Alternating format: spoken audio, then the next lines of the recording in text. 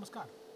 पत्रकाराने संपादकाने बातमी लिहायची असते, ती ब्रेक करायची असते, पण बातमीत रमताना स्वतःचे आयुष्यही समृद्ध करायचे असते. अर्थात सोबतच छंदही जोपासायचे असतात. उमेश कुमावत यांनी TV9 मराठीचे संपादकपद सांभाळताना, पत्रकारितेत आदर्श उभा करताना एक रॅप सॉन्गसुद्धा तयार केले, याचा मला अतिशय आनंद आहे. स्वतः अभिनय करताना गाणेही त्यांनीच लिहिले आणि गायले देखील त्यांनीच. आज या रॅप सॉन्गचे लोकार्पण होते आहे, याचा मला अतिशय आनंद आणि अभिमानसुद्धा आहे. मी उमेश कुमावत यांचे अतिशय मनापासून अभिनंदन करतो. योगायोग म्हणजे आज त्यांचा वाढदिवस देखील आहे.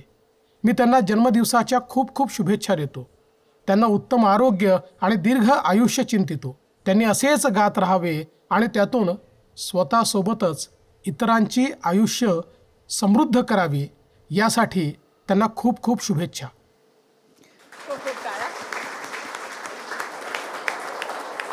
तर त्यांची ही प्रतिक्रिया आम्ही कुठेही अरेंज केलेली नाही.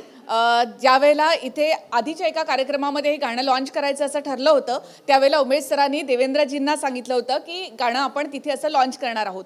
ज्या वेळेला त्यांचा फोन यायचा, प्रत्येक वेळेला ते विचारायचे कधी येते उमेशचं गाणं, कधी लॉन्च होणार आहे. तर आम्ही त्यांना ती इन्व्हाइट पाठवलं होतं की आम्ही असं गाणं या वेळेला लॉन्च करतोय.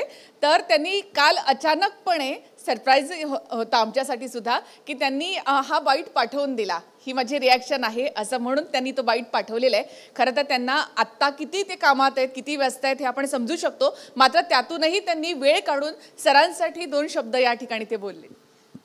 खूप खूप धन्यवाद देवेंद्रजी. आणि खरं म्हणजे हे ज्यावेळेस ते आले होते फडणवीस साहेब इथे, त्यावेळेस आमचा एक बायोस्कोप कार्यक्रम होता.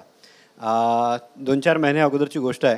त्यावेळेस आमचं गाणं पूर्णपणे रेडी नव्हतं, पण त्यावेळेस मी त्यांना ही गोष्ट बोलून दाखवली होती की माझं गाणंही आहे, कदाचित आपण आपल्या बायोस्कोप कार्यक्रमात ते गाणंही रिलीज करू, आणि त्यांच्याच हाताने हे रिलीज झालं असतं. पण त्यावेळेस ते गाणं तयार नव्हतं आणि आज त्यांनी मला शुभेच्छा दिल्या. खूप खूप धन्यवाद.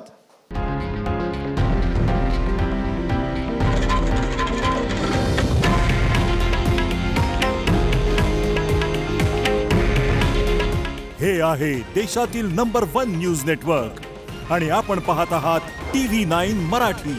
काळजी तुमची, हित महाराष्ट्राचं.